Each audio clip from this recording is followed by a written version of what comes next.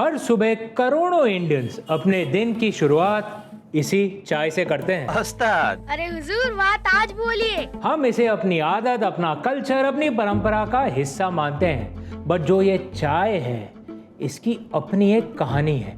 ये सिर्फ एक ड्रिंक नहीं है, ये हिस्ट्री के सबसे बड़े स्टेट रन ड्रग कार्टेल का कॉज थी। एक ऐसा ग्लोबल ड्रग ऑपरेशन जिसे ब्रिटिश एम्पायर ने डिजाइन किया और जिसके कारण करोड़ों इंडियंस और चाइनीज की जिंदगी बर्बाद हो गई। आपके चाय के अंदर एक ऐसी हिस्ट्री छुपी है जो हमें कभी स्कूल में पढ़ाई ही नहीं गई। आज मैं आपको वही कहानी सुनाऊंगा।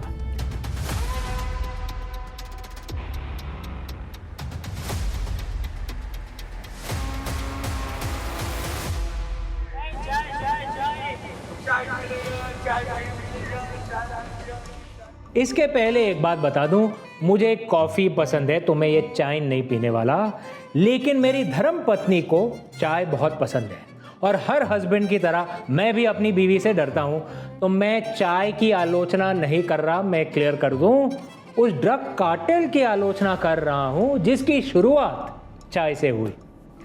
हम सब 3 चीज़ें सच मानते हैं। पहला कि चाय हमारी है, ये हमारा एंशिएंट नेशनल ड्रिंक है, हमारी दादी नानी पीते आए हैं, तो ये हमेशा से हमारे कल्चर का हिस्सा रहा होगा, ये हम मानते हैं। पहली बात। दूसरा, हम मानते हैं कि ब्रिटिश कॉलोनाइजर्स थे, उन्होंने हमसे कॉटन लिया, इंडिगो लिया, लगान वसूल किया, कभी कभार 3 गुना लगान भी, लेकिन ओपियम या अफीम वो तो एक साइड बिजनेस रहा होगा। और तीसरी बात, ओपियम वॉज, हमने हिस्ट्री बुक्स में पढ़ा है कि ये वॉज ब्रिटेन और चाइना के बीच हुई थी। इंडिया का इससे कोई खास लेना देना ही नहीं था, हम तो सिर्फ बाय स्टैंडर्ड्स थे, ये हमने पढ़ा है। ये 3 बातें हम सब मानते हैं, लेकिन प्रॉब्लम ये है कि ये तीनों गलत हैं। और गलती छोटी मोटी नहीं है, गलती ये है कि हमने मान लिया कि इंडिया इस कहानी में सिर्फ एक साइड कैरेक्टर था। सच्चाई ये है कि इंडिया इस ओपियम टी ट्रायंगल का एक बहुत महत्वपूर्ण भाग था। इंडिया के ऊपर ब्रिटिश कंट्रोल, इंडिया के किसानों का एक्सप्लॉयटेशन और इंडिया के उस समय के बिजनेसमैन के बिना ये पूरा सिस्टम इतना वाइडस्प्रेड ही नहीं होता। तो आखिर हम इस कहानी के सेंटर में आए कैसे? इसको समझने के लिए हमें 200 साल पीछे जाना होगा, 1800s के ब्रिटेन में, क्योंकि इस कहानी की शुरुआत इंडिया में नहीं, लंदन की चाय की कप में हुई थी। 1800s के आसपास ब्रिटेन के पास एक बहुत बड़ी प्रॉब्लम थी, एक ट्रेड प्रॉब्लम। पूरा ब्रिटिश अपर क्लास और मिडिल क्लास चाय का एडिक्ट बन चुका था। हालत ये थी कि ब्रिटिश सरकार की रेवेन्यू का एक बहुत बड़ा हिस्सा कुछ सालों में लगभग 10% से ज़्यादा सिर्फ टी पर लगने वाले टैक्स से आता था। और ये सारी चाय कहाँ से आती थी? इंपोर्ट होता था, और सिर्फ एक जगह से, चिंग डायनेस्टी चाइना से। लेकिन चाइना को ब्रिटेन का कोई भी सामान नहीं चाहिए था। उन्हें ब्रिटिश वुल या कपड़े या मेटल में कोई इंटरेस्ट नहीं था। चिंग एम्परर्स ने साफ कह दिया था कि वो ट्रेड सिर्फ एक करेंसी में करेंगे, सिल्वर, चांदी। ब्रिटेन हर साल लगभग 7 मिलियन सिल्वर डॉलर्स की चाय खरीद रहा था, जबकि चाइना उनसे मुश्किल से आधे अमाउंट का सामान खरीद रहा था। रिजल्ट, ब्रिटेन का खजाना खाली हो रहा था, उनका सिल्वर ड्रेन हो रहा था। It was economically unsustainable. During those times India में अफीम, ओपियम सदियों से उगाया जा रहा था, but in very small quantities. Mughal era में ये प्राइमरीली दवाई और कोर्ट एलिट्स के शौक के लिए यूज़ होता था। आप सबको मालूम तो होगा कि Jahangir was basically a drug addict, एकदम अफीम खोर था वो। शायद अकबर और जहांगीर की लड़ाई अनारकली के ऊपर नहीं, उसके ड्रग एडिक्शन और उसके रेबेलियन के ऊपर हुई थी। वो कोई ब्रिलियंट रेबेल नहीं था, अफीम खोर था जहांगीर। एनीवे, कमिंग बैक, कुछ छोटे प्राइवेट मर्चेंट्स इसे थोड़ी मात्रा में एशिया भर में और चाइना में भी स्मगल करते थे, तो ये बहुत छोटा ट्रेड था। लेकिन फिर आया 1757, बैटल ऑफ प्लासी, जब ब्रिटिश ने बंगाल और बिहार पर कब्जा किया, जो कि अफीम की खेती का हार्टलैंड था उस जमाने में। तो उन्होंने देखा कि लोकल मर्चेंट्स इस छोटे से ड्रग ट्रेड से कितना मुनाफा कमा रहे हैं। वहाँ उन्हें समझ आ गया कि इस ड्रग ट्रेड को स्मॉल स्केल इंडस्ट्री से ग्लोबल इंडस्ट्री बनाकर वो बहुत पैसा कमा सकते हैं। और दुनिया की सबसे बड़ी मार्केट चाइना कपड़े और मेटल नहीं बेच पाए तो अंग्रेज कॉर्पोरेट पाब्लो एस्कोबार बन गए, और जो पाब्लो एस्कोबार के लिए यूएसए था, अंग्रेजों के लिए चाइना। तो ब्रिटिश ने क्या किया, इस पूरे बिजनेस को टेक ओवर कर लिया। 1773 में गवर्नर जनरल वॉरेन हेस्टिंग्स ने ओपियम एक्ट पास किया, सारे प्राइवेट मर्चेंट्स को बाहर निकाल फेंका और अफीम की खेती को एक स्ट्रिक्ट स्टेट मोनोपोली बना दिया, सब अंग्रेजों के कंट्रोल में। उन्होंने एक छोटे से ब्लैक मार्केट को हिस्ट्री के सबसे बड़े स्टेट रन ड्रग कार्टेल में बदल दिया, और इस मैसिव इंडस्ट्रियल कार्टेल का सबसे पहला शिकार बना इंडिया। जब हम आज ड्रग कार्टेल शब्द सुनते हैं तो दिमाग में क्या आता है? Dawood Ibrahim, Lyari, underground labs, police से भागते हुए स्मगलर्स और ब्लैक मार्केट।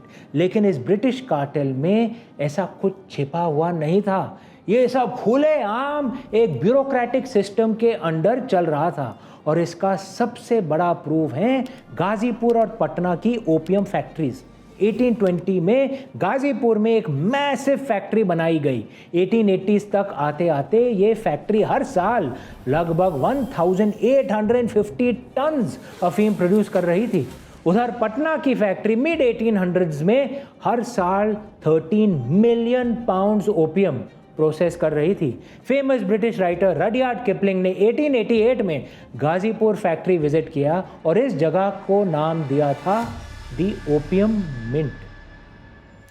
ये कोई इलीगल ऑपरेशन नहीं था, ये एक प्रॉपर ईस्ट इंडिया कंपनी की गवर्नमेंट रन फैक्ट्री थी।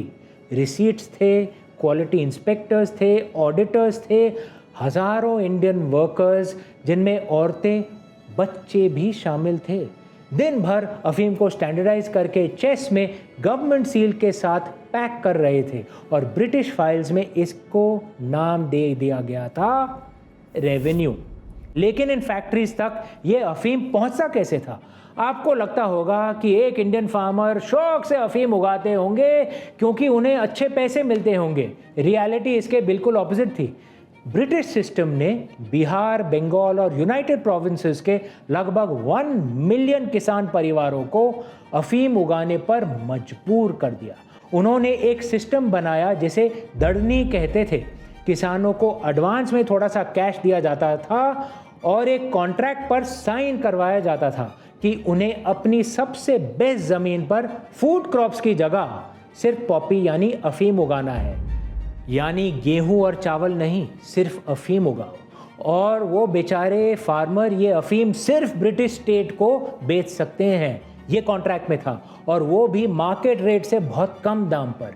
इकोनॉमिक हिस्टोरियन रॉल्फ बॉर की रिसर्च साफ दिखाती है कि ज़्यादातर इंडियन किसान एक्चुअली अफीम उगाने में नुकसान उठा रहे थे। उनका खुद का लॉस हो रहा था, लेकिन अगर वो कॉन्ट्रैक्ट तोड़ते तो उनकी ज़मीन छीन ली जाती या उन्हें जेल भेज दिया जाता। इंडिया का एक किसान जो अपनी ज़मीन पर अपने परिवार के लिए गेहूं या चावल उगा सकता था, उससे ज़बरदस्ती एक ड्रग उगवाया गया, खुद का नुकसान सहकर, अपने ही बच्चों का पेट काटकर। इन पॉलिसीज़ के कारण 1870s और 1890s में इस रीजन में भयंकर अकाल यानी फैमिन पड़ा। तब भी ज़मीन का एक बड़ा हिस्सा खाने की जगह ओपियम के अंडर लॉक कर दिया गया, ये क्रूअल अंग्रेज़ों के द्वारा।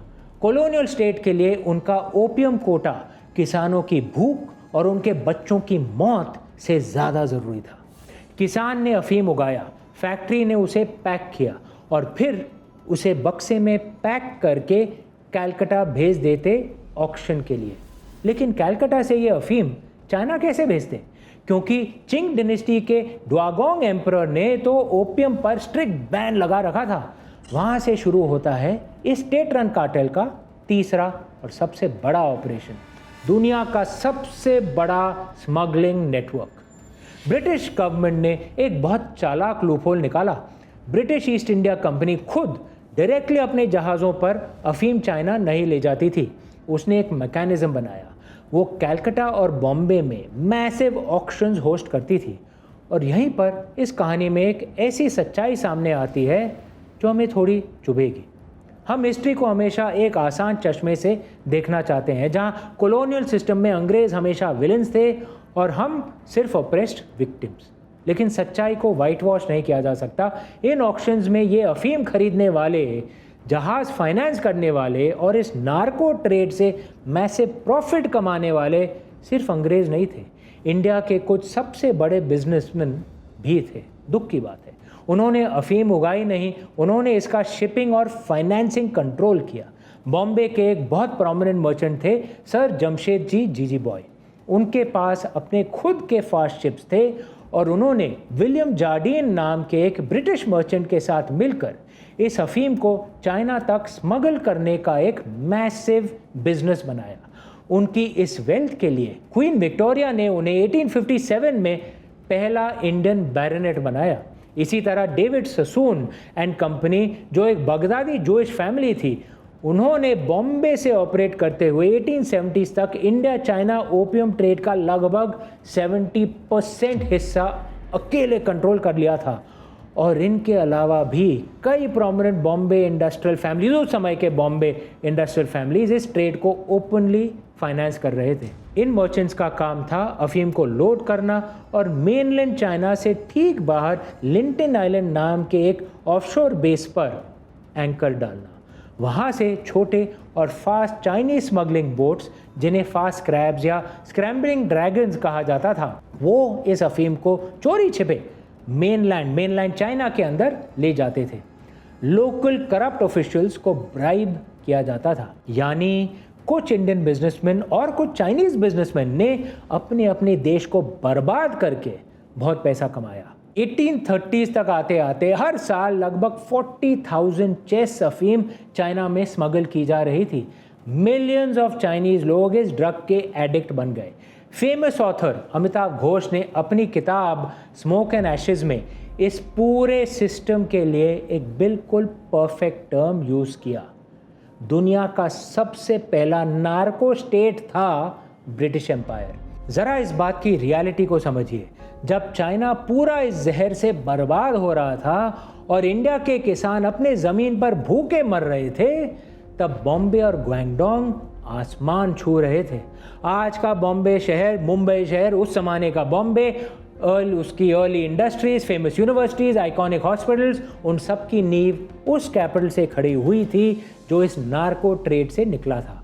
हमें लगता है कि हम सब सिर्फ कॉलोनियल मशीन द्वारा दबाए गए विक्टिम्स थे, लेकिन कड़वा सच ये है कि सिस्टम को चलाने में हमारे उस समय की एलीट क्लास भी मिली हुई थी। और हिस्ट्री गवाह है, जब किसी भी देश की फाउंडेशन इस तरह खोखली की जाती है तो एक ना एक दिन वहाँ से पुशबैक ज़रूर आता है, एक ब्रेकिंग पॉइंट आता है। चाइना के साथ भी यही हुआ। शुरू में जब लिंटन आइलैंड से ये स्मगलिंग स्टार्ट हुई तो वो बहुत छोटे स्केल पर थी। चाइना की गवर्नमेंट को लगा कि ये सिर्फ एक लोकल लॉ एंड ऑर्डर की प्रॉब्लम है, लेकिन 1830s तक आते आते ये एक सिवियर एपिडेमिक बन चुका था। अफीम का इंपोर्ट 4,000 चेस्ट से बढ़कर 40,000 चेस्ट पर ईयर क्रॉस कर गया।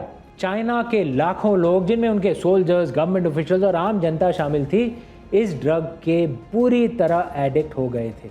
और इसका रिजल्ट, जो चांदी चाइना ने सदियों के ट्रेड से जमा की थी, अब वही चांदी अफीम के बदले ड्रेन होकर वापस ब्रिटेन के पास जा रही थी।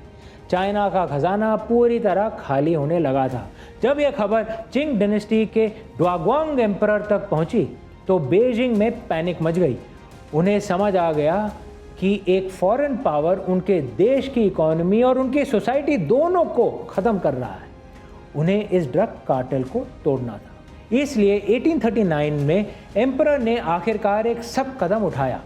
उन्होंने अपने एक सबसे ईमानदार और स्ट्रिक्ट ऑफिशियल कमिश्नर लिन जेजू को कैंटोन भेजा।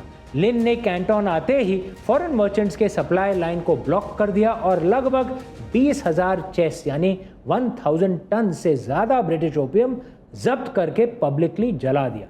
लिन ने क्वीन विक्टोरिया को एक बहुत फेमस लेटर लिखा था, by what right do you use poisonous drugs to injure Chinese people? Where is your conscience? Since it's not permitted in your own country, then even less should you let it be passed on to the harm of other countries. लेकिन British government ने इसका जवाब अपने gun boats भेज के दिया। इसे history में फर्स्ट ओपियम वॉर कहा जाता है। ब्रिटेन ने चाइना को बुरी तरह हराया, उनसे हांगकांग छीन लिया और उन्हें मजबूर किया गया कि वो अपने पोर्ट्स फॉरेन ट्रेड के लिए खोल दें। इवन ब्रिटिश पार्लियामेंट में विलियम ग्लैडस्टोन जैसे प्रोमिनेंट पॉलिटिशियन ने इस वॉर को कंडेम किया था और इसे हिस्ट्री की सबसे अनजस्ट वॉर बताया। लेकिन इस जीत के बाद भी ब्रिटेन को एक डर सता रहा था। उनके चाय के पत्ती के लिए वो अभी भी चाइना पर डिपेंडेंट थे, जो कभी भी उनकी टी सप्लाई रोक सकता है। तो ब्रिटिश एम्पायर ने एक नया प्लान बनाया। अगर हम टी सेफली खरीद नहीं सकते तो हम उस पौधे को चुरा तो सकते हैं ना। 1848 में ईस्ट इंडिया कंपनी ने एक स्कॉटिश बॉटनिस्ट को हायर किया जिसका नाम था रॉबर्ट फॉर्चून। इंटरेस्टिंग नाम था। फॉर्चून को एक सीक्रेट मिशन पर चाइना भेजा गया। उसने अपना सर आगे से मुंडवाया, एक नकली चोटी लगाई और एक चाइनीज मर्चेंट के भेस में चाइना के उन डीपली रेस्ट्रिक्टेड टी डिस्ट्रिक्ट्स में घुस गया जहां फॉरेनर्स का जाना स्ट्रिक्टली बैंड था।